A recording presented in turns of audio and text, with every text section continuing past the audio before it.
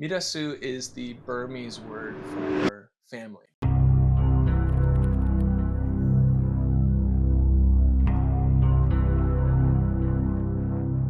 And MiDaSu is the name of Floodlit's debut album, dropping June 26th this year, 2026. And the heart behind this story that we've written is a 10-track journey through the life of a family in modern day Myanmar, struggling through conflict, but also the universal family and the conflicts that we all share.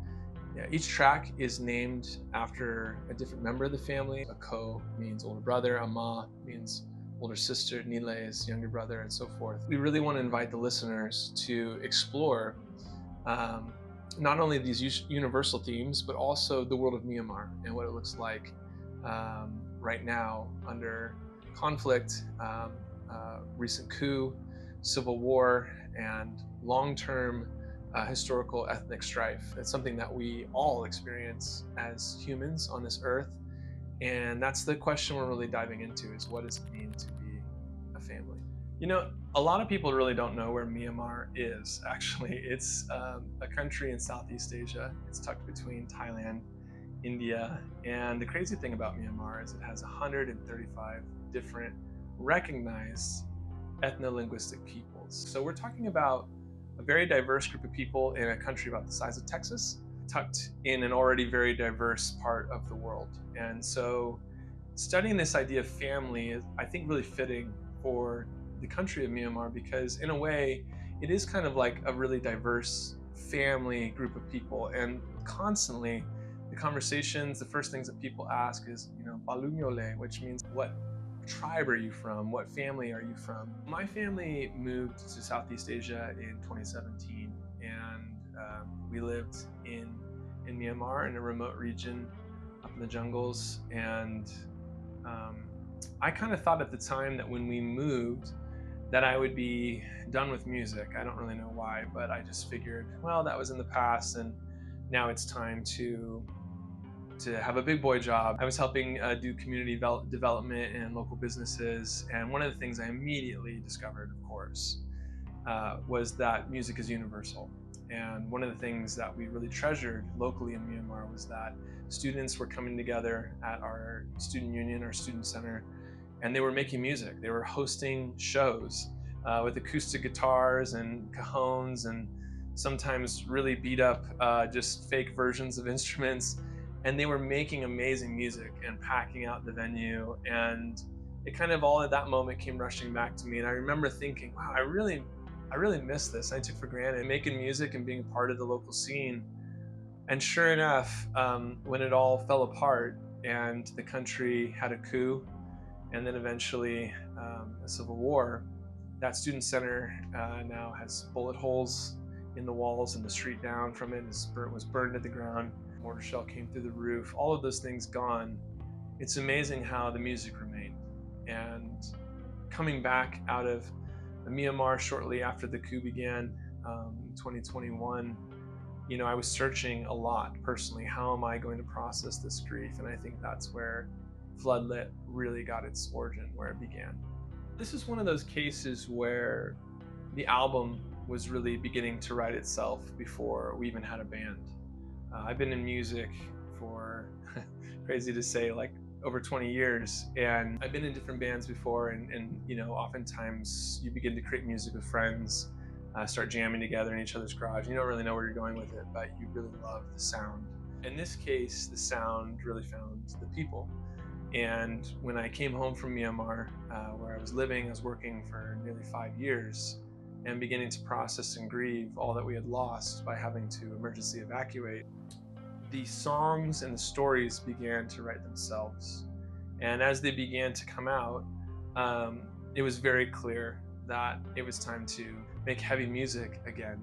I think, punk rock and all of its derivatives, hardcore, post-hardcore, metal and metalcore, all the screamy, heavy, kind of epic sound, it's perfect for conveying these kinds of stories. It's not wrong for us to get a little bit loud when we mourn, and when we protest, and when we just contemplate the things that we've lost in this world. It can be really hard.